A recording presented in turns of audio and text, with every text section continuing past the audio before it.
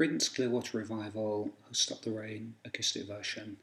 The intro is 2 bars of G, with the final beat being a D, into 2 bars of E minor, with the final beat being another D, and then into 2 bars of G, into the first verse.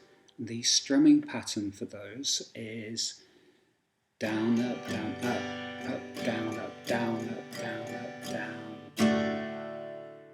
So that first bar is down, up, down, up. And the second bar is down, up, down. So putting those two together.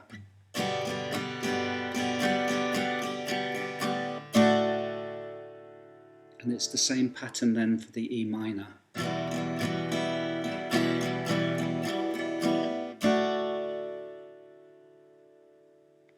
And then the next 2 bars of G are just down, up, down, up, down, up, down, up, down, up, down, up. And on the up, sort of emphasising those treble strings, on the down, emphasising the lower strings. And that pattern takes you through the whole song really, apart from the instrumental break, just that.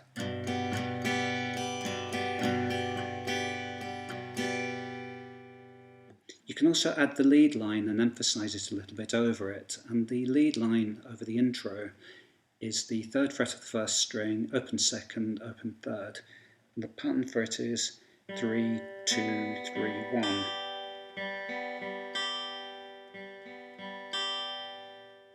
So for the first bar of the G, you can emphasise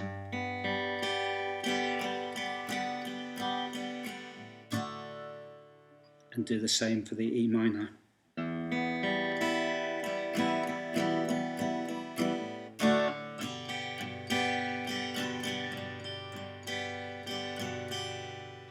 And if you do emphasise when you're strumming the lower strings on the downs and then the treble strings on the up, you're sort of picking that up anyway as the feel.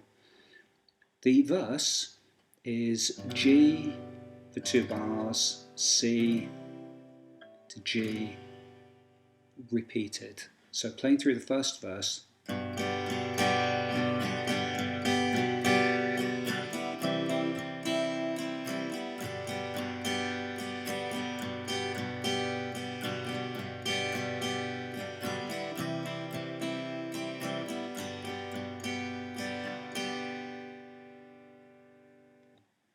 The chorus is C, G, C, G, and then C, D, E minor, G.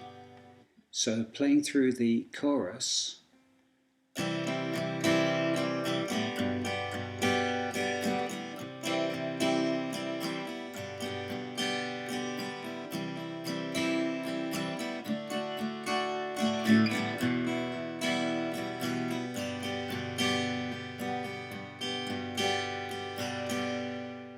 so ending on 2 bars of G, just to take you then through into the next verse.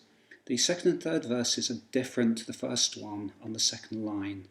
They start the same, G, G, C, G. The second half is then G, B minor, C, G, rather than that 2 bars of G, C, G. So the 2nd and 3rd verses are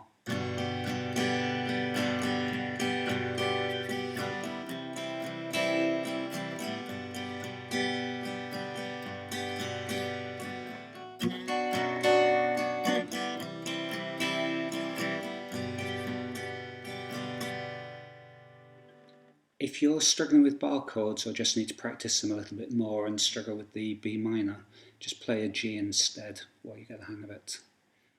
And it's just then like the first verse pattern. The structure of the song is intro, verse, chorus, an instrumental break, verse, chorus, and then you actually outro on the first part of the intro pattern. So you're outroing on the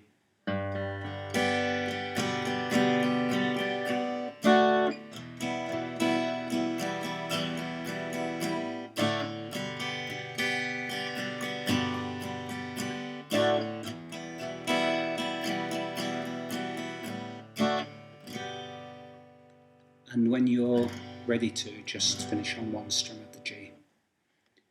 I'll count through the instrumental break because timing is quite important to get the rhythm of it right. The first two bars are, the first bar is C to G to D, and then you have another bar of D. And the timing is the same for the next part, so we'll go through that. So starting with the C, down, up on the G, and then down on the D.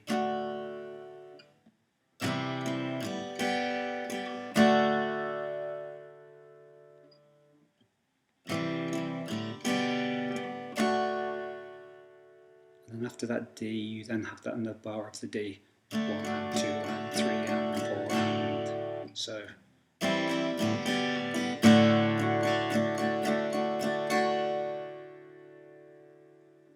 The timing for the next part, which is A minor, C, E minor, is the same. Down, up, down, up, down.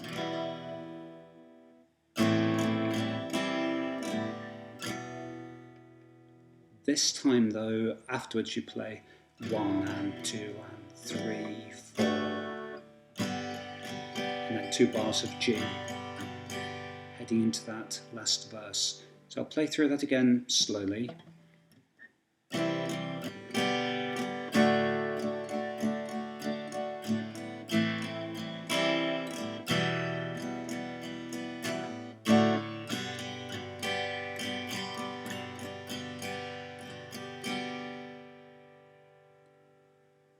If you're struggling with that a bit, it's good to play it slowly and then build the whole thing up to speed uniformly rather than play one bit faster than the other.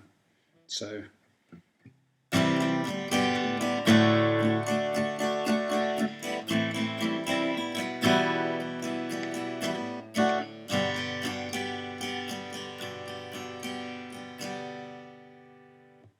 Good luck with this one. I hope it makes sense.